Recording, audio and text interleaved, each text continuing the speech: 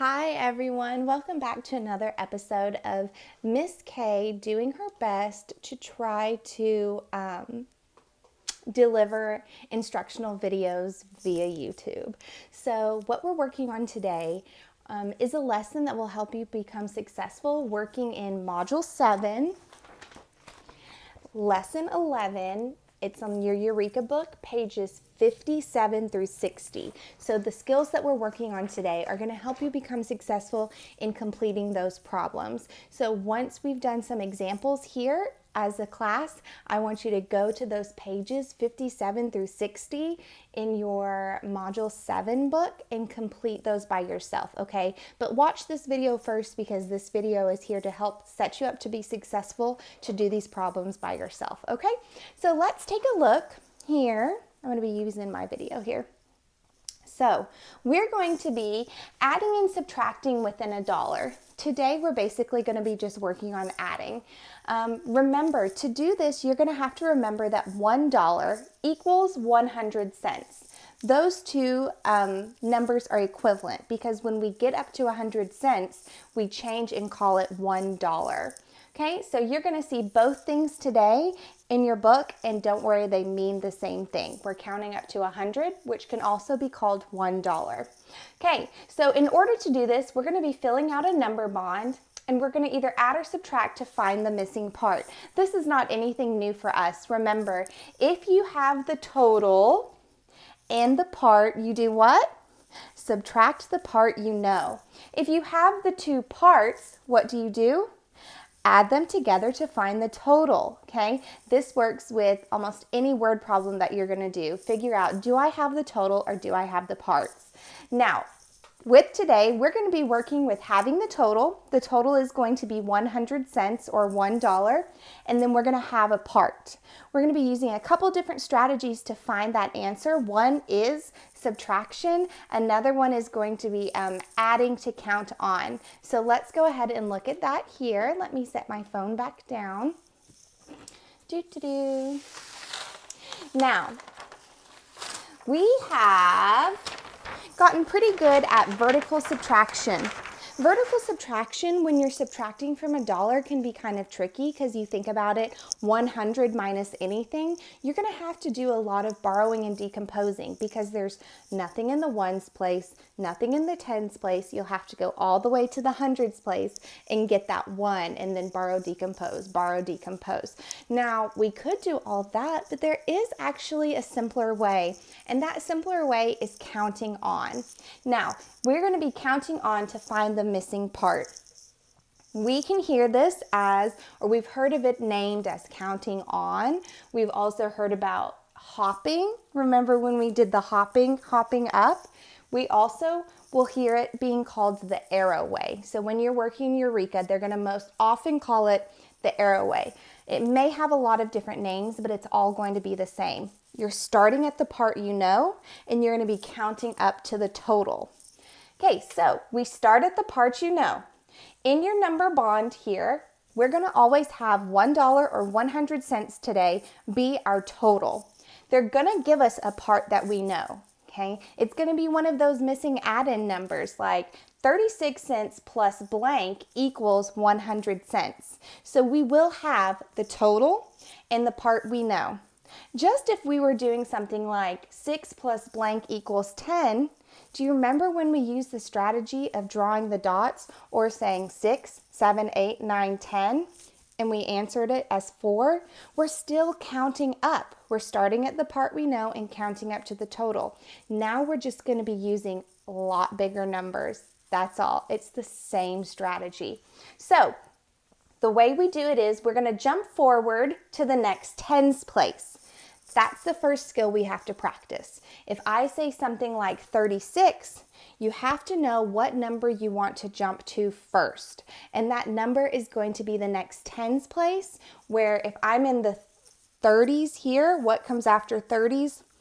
40s, okay? So you'll want to jump to the next tens place that has a 0 in the ones place. So for example, if you're at 72, you want to jump to 80. If you're at 15, you want to jump to 20.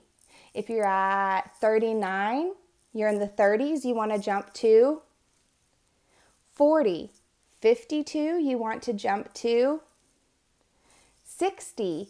88, you want to jump to 90. Okay, so you're wanting to jump to the next complete tens place. So you're going to put that down here. You're going to record how much it took you to jump from the starting number to the next tens place, and then we're going to make a big jump from that tens place all the way to 100. This is so simple. You can count on by tens, or you can take the 0 away and visualize it as ones. So we'll do a couple of those in practice. Don't get overwhelmed right now. So we're going to jump to the 100 and then count the amount you jumped. So let's look and see what this would be like right now. Let me get my handy dandy marker. Okay, so if I am at, let me move this up a little bit so none of us are struggling to see. If I wanted to do 36 plus something equals 100, and I need to know how much it's going to take me to go from 36 to 100, I can use this counting on arrowway hopping strategy. So 36 to 40. I know 40 is the next tens place I want to go to. How much is it to go from 36 to 40? Most of us should know now that it's 4. If you don't know that it's 4, count on 36, 37, 38, 39, 40. That's 4. Boop.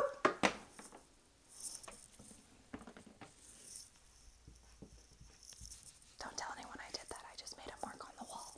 Okay, so 36 to 40 is 4. Record that answer above the jump, okay?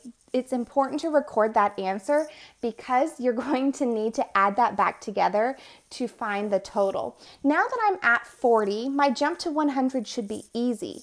I can see what would it take me to go from 4 to 10, or if I want to stay in the tens, I can skip count on by drawing 10 sticks. 40, 50, 60, 70, 80, 90, 100. Okay, those are quick tens. Now you could do that in your brain, hopefully. I would rather you do that in your head and be able to skip count in your head and write the total. But if you're needing to back up and have some extra help, that's fine. So that's 10, 20, 30, 40, 50, 60. Okay, so my jump from 36 to 40 was 4.